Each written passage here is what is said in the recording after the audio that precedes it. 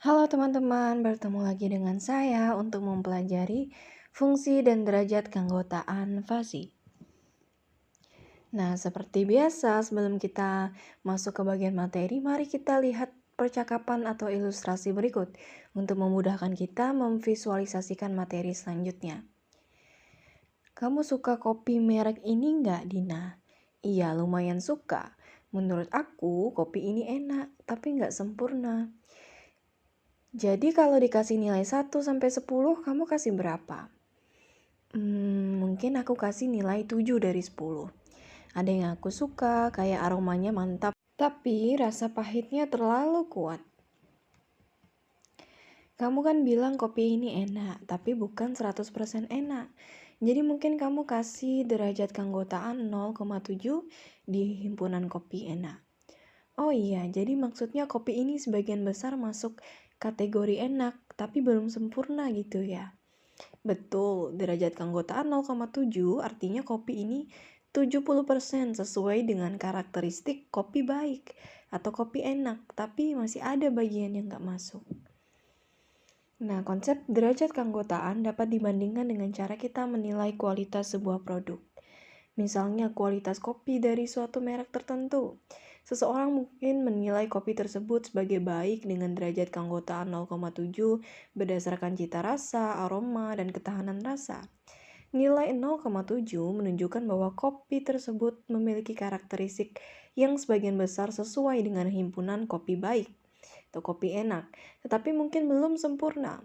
Pendekatan ini tidak hanya mengakui bahwa elemen tersebut termasuk ke dalam suatu himpunan, tetapi juga seberapa kuat elemen tersebut mencerminkan karakteristik dari himpunan. Nah, kemudian kita masuk ke bagian fungsi keanggotaan dan derajat keanggotaan.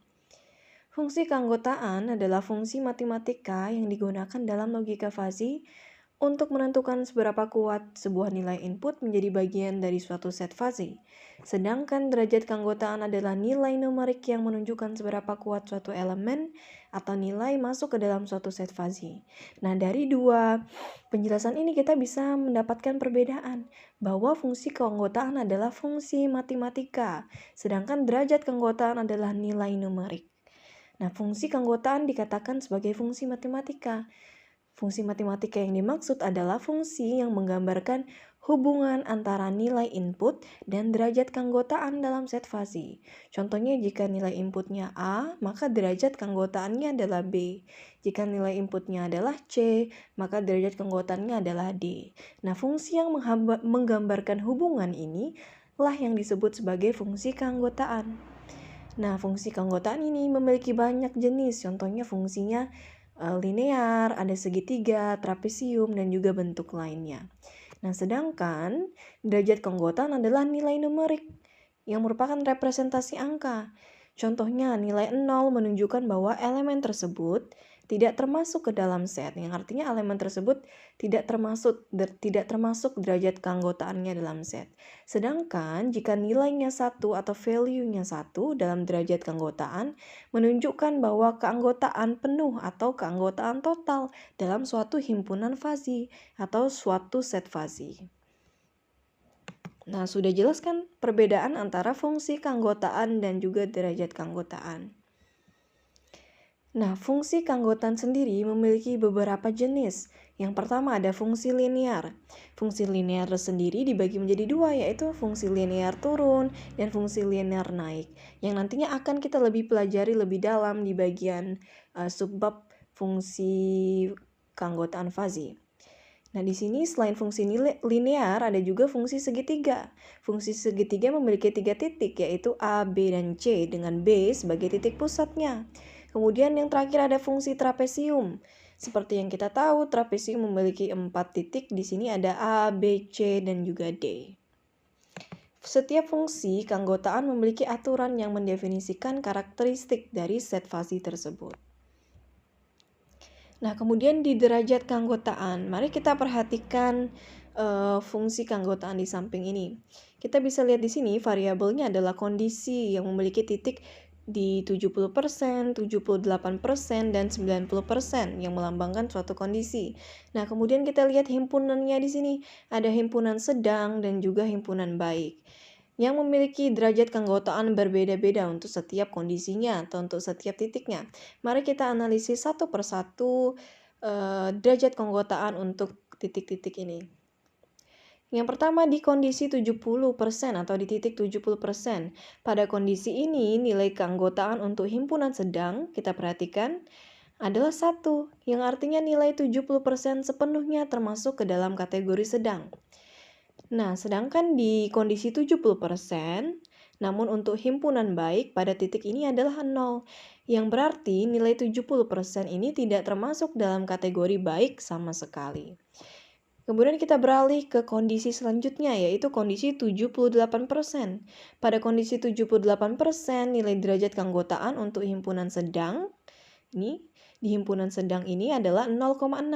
Ini menunjukkan bahwa nilai 78% masih sebagian besar termasuk ke dalam kategori sedang dengan derajat keanggotaan 0,6, tetapi tidak sepenuhnya.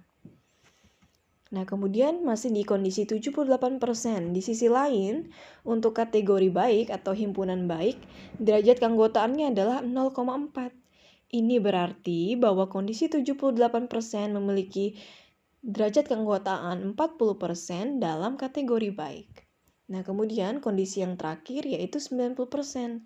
Pada kondisi 90%, derajat keanggotaan untuk himpunan sedang, kita lihat perhatikan kurvanya, adalah 0. Ini menunjukkan bahwa kondisi 90% ini tidak termasuk sama sekali dalam himpunan atau kategori sedang. Tetapi untuk derajat keanggotaan himpunan baik adalah 1. Artinya kondisi 90% ini sepenuhnya termasuk ke dalam kategori atau himpunan baik.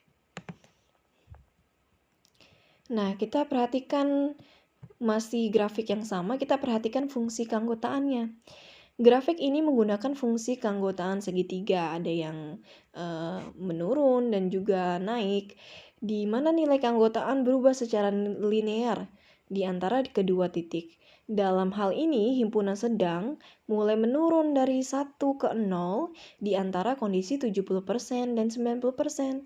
Sementara himpunan baik mulai meningkat dari 0 ke 1 di rentang yang sama. Nah, untuk himpunan sedang, fungsi keanggotaan menurun setelah 70% dan mencapai 0 pada 90%. Dan sedangkan untuk himpunan baik, fungsi keanggotaannya mulai naik dari 0 pada 70% dan mencapai 1 pada 90%. Nah, untuk lebih jelasnya lagi untuk fungsi keanggotaan ini, kita akan pelajari di materi berikutnya. Sekian penjelasan saya untuk fungsi dan derajat keanggotaan. Kita bertemu lagi di materi selanjutnya.